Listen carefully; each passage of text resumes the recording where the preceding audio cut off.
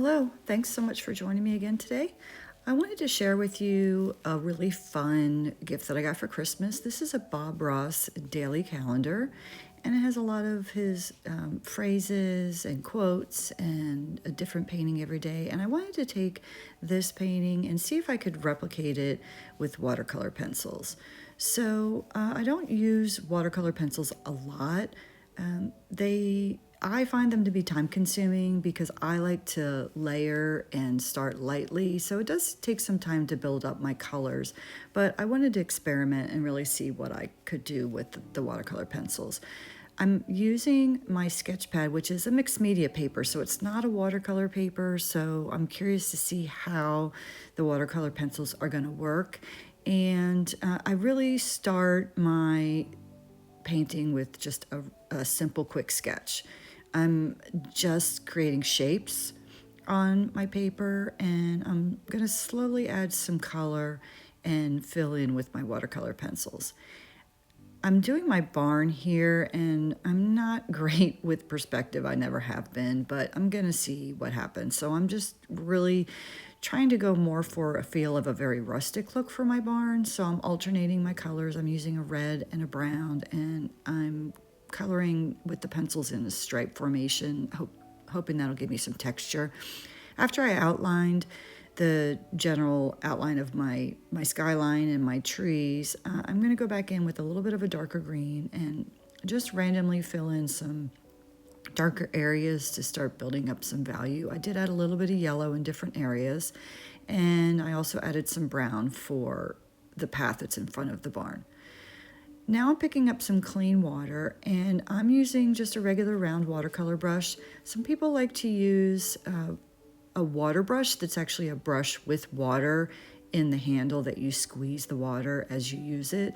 I don't love that particular type of brush. I feel like I get more control by just dipping my brush in the water and activating my watercolor pencils that way. So I'm just going to go through and just start adding water to all the areas that I colored in. And because I did the light sort of coloring with my pencils, and I left some white spaces in between, it's not giving me a really heavy look. I love watercolor pencils because I like to play with the color and move the color around, and I think it's really fun when the water activates the color. You never really know exactly what you're going to get, and I think that's fun. But I do like to start lighter and slowly build my color layers on top of each other, because even though they start as watercolor pencil, they are still like a watercolor paint. So watercolor paint is very transparent. If you go and put down too much color to start with, it's very hard to paint over top of it. You can't really make it lighter because it's transparent. That color will show up underneath. And you can sometimes lift with a paper towel, but this is mixed media paper, not watercolor paper. And I find that if I feel like I've made a mistake, it's a little bit harder to correct it and lift it with the mixed media paper. But I wanted to try something smooth.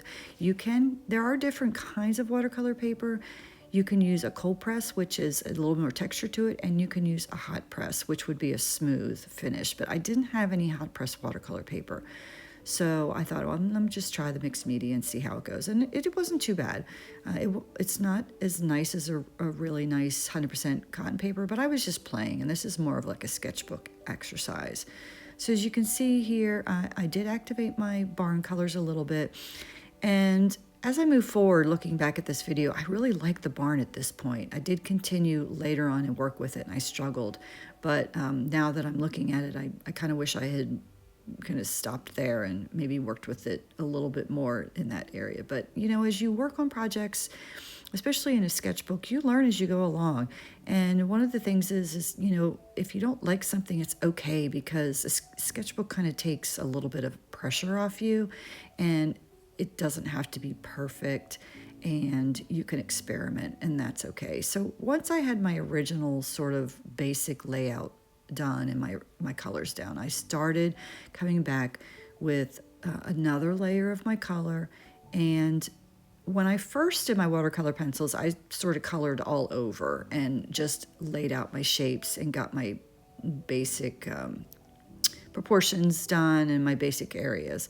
And then I added the water. Now what I'm doing is I'm sort of going a little more detail where I'm filling in some color and I'm activating it right away with the watercolor brush just to sort of build and focus more on individual areas. I'm adding the trees now, and this is actually a black watercolor pencil. And I'm going to add some white gouache later to lighten them up, but right now I'm just starting with the black watercolor pencil, and it is a little hard to see with my hand in the way, but I'm just adding very lightly some branches extending off from the trees and coloring in the trunk. And you'll notice one area here, the branch is a little bit darker than the other areas that I drew, and that's because the paper was still a little damp underneath, so that makes the pencil darker when you put it down. So I'm going to go back in now with a little bit of a thinner brush and activate the pencil that I had put down. And I even switched to an even thinner brush because I just wasn't getting the fine branches that I was looking for. And I'm just randomly going in and adding more color. Here what I'm doing is I'm actually taking a wet brush and painting on the edge of the watercolor pencil to pick up paint. And this is giving me a much darker color than if I had just drawn it on and activated it that way. Sometimes I do that. I like to play around with different techniques. Now I actually have a palette that has texture to it that I colored on it with the watercolor pencil, and I activated it with water, and now I can actually use that as I would any other watercolor. So I can create my watercolor paint first and then pick it up and add it to the paper. I'm adding a little bit of a darker value to the path, and I'm going to start working on my barn here. And as I start, I'm not really loving how this is looking. I'm trying to create more texture. As you can see, I didn't like that, so I wanted to lift it. I even added a little bit of water to lighten it and try and lift it. And if it was watercolor paper, I think I could have picked it up a little better. But again, because this is mixed media, it didn't really work. So I wasn't real happy with the effect I was getting using my brush. So I decided that I would just move on from here and start using my ink pen to see if I could come up with a little bit of a better look that I liked better. And again, when you're doing a sketchbook activity, that's the nice thing is, watercolor sometimes can be a little unforgiving and hard to correct. So if something is not working, just stop and move to a different portion of your painting or pick up a different tool and try something different. So now what I'm doing is I'm taking a very fine tip black pen. I like to use ink, and I'll leave links in my description for all of my products, but I'm just adding an outline to define my barn a little bit more. And then I'm going to go back in and I'm going to add some detail for the wood and to the roof. And I'm turning my paper around. I like to do that. I move it in different directions. It helps me sort of get a little bit of a different perspective to my drawing or my painting. And I'm just, playing, adding a few details here and there, just seeing how I like it as I go along. And I do like this. I am enjoying using the ink, and I think this is a little more effective than trying to add details with the brush and the black paint. So I'm going to leave that for now and come back and start adding some ink to some of my other areas. And I like to be really quick with the marks for my ink, and I like to even sometimes add lines outside of the original areas that I had colored. I want to give it a really loose and sketchy look, so I just work very quickly and I press very lightly. You don't want to press too hard. I'm just doing this as an accent just to create some interest. I'm adding it to the edge of the water and the edge of the barn, more detail to the trees. I'm not going to do ink everywhere. I'm going to leave the trees that are a little bit farther off in the background without ink, just to have them fade a little more into the background and create a little bit more atmospheric perspective there. But I'm adding really loosely some tree branches, and as you can see, I was going to do the trees, but then I decided not to. Once I had added ink, I thought, I really should add a little more value, just to sort of ground some of my area, so I added a little bit of a darker green to my bushes, and I'm going to add some other darker areas to the front of my barn. Here I'm picking up some white gouache. Gouache is a little bit more opaque, so you can layer over the watercolor, and I'm adding some detail. It's not meant to be snow. I think it's just highlights that Bob Ross added to his painting. It's possible maybe it was a late spring snow. That's very possible that depending on where he was painting, that was the look he was going for. I'm not really sure. But I added some white to the trees, and it gives it a little bit more of a birch tree look. And then I'm adding some white to the barn just to give, some texture, and also to the path.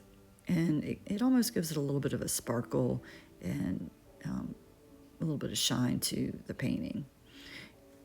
Now I'm coming back with some more of that black watercolor paint that I had created on my palette, just adding some shadows, filling in a little bit, going over the gouache just to tone it down a little bit. It was a little bright, and just really loosely adding the impression of a path leading from the barn out to the main path. I added a little window, and I took some of that white gouache and I added it to the watercolor pencil on my palette that I had created, just to give a little bit more of an opaque green so that it would stand out a little bit more and not be quite as transparent.